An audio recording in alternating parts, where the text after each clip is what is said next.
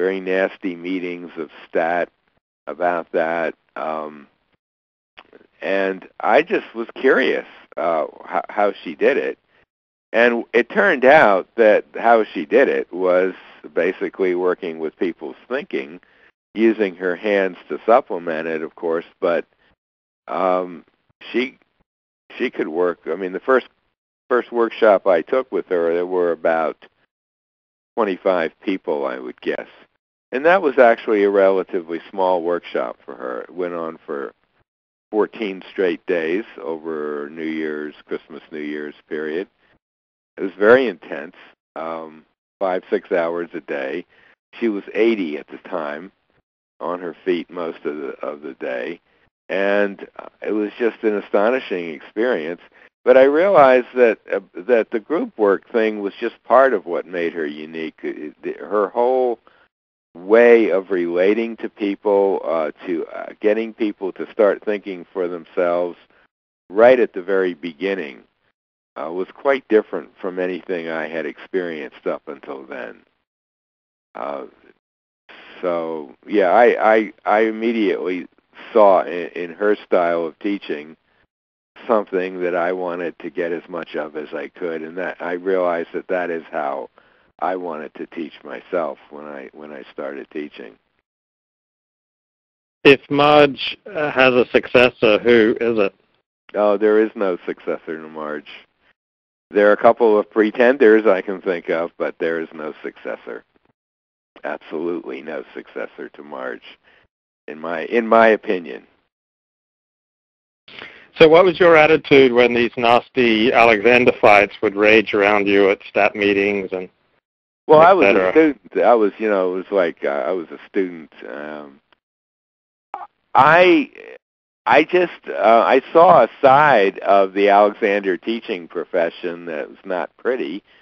I saw that. I had seen that already because when I first went to London, I had this idea that, okay, London is the center of the world for the Alexander technique, and all of these teachers, they'd all be part of this project and cooperating and so on, and nothing could be further from the truth. They were, many of them were bad-mouthing each other, and there were these feuds that apparently went back to the 30s, and some of them had to do with who was going to marry Marjorie Barlow and all kinds of craziness. And when the group work thing kind of burst onto the scene, there was one meeting I can remember. It was kind of an open meeting for students and teachers, and I was just astonished at the level of nastiness.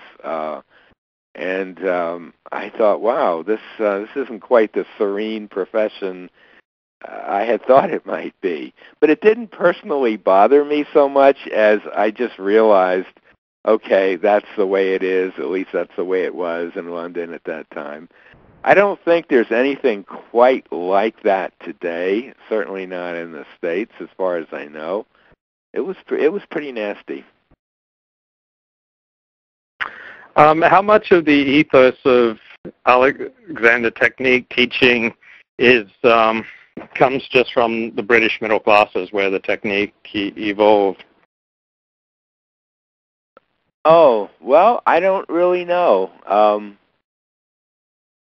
I don't really quite know how to answer it. I mean, in England at that time, I guess it's fair to say that it was a sort of a slightly elitist process in that you didn't get a lot of working class students in England, although I think there were some.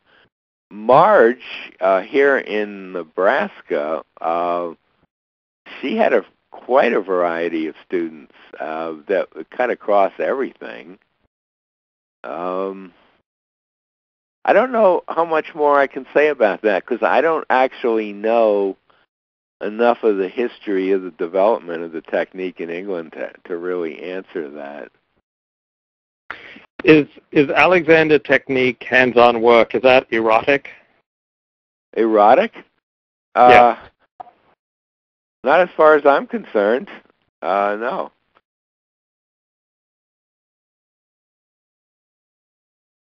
Is it body work? Oh, I don't know. I think most Alexander teachers don't like that word.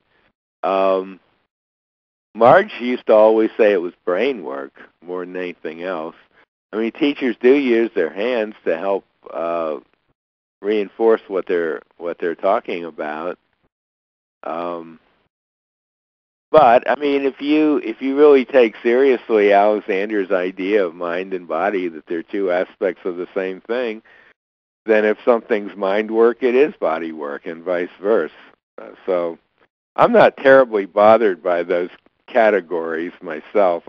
A lot of those categories have kind of come into their own via the internet, because there are these, there's a great tendency to want to lump things under various subheadings. And so body work gets to be a subheading, alternative medicine gets to be a subheading, complementary medicine, so on. And it's very difficult to fit the Alexander technique into those categories, but that's where it often ends up. So some people get very upset about that. Personally, I'm really not that bothered by it, as long as teachers are clear with their students that they're teachers and not therapists. How did you get established as a teacher? Well, I was living in Toronto before I left, and I came back to Toronto.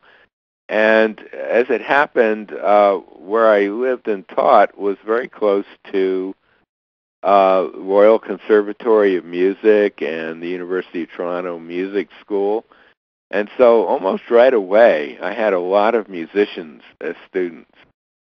And which kind of a little bit surprised me. I mean, I have no musical background myself other than country music.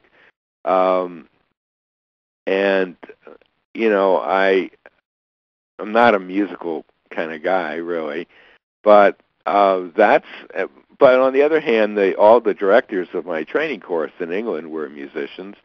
And they were all people who were quite comfortable working with musicians as they played using the Alexander technique, which sounds pretty tame today, but at that time, a lot of teachers then in England would have said, no, you don't ever do anything like that. It promotes end gaining, blah, blah, blah. We just do the chair work and table work and so on. So I was equipped to do it, and I ended up, a lot of my early students were musicians. It was actually quite easy for me to get started in Toronto. I was listening to an interview with John Nichols by Paul Cook of Direction Journal, and Paul's first question for John was, what's the principal problem facing Alexander teachers in the world today? And John said a lack of clients. Would you agree?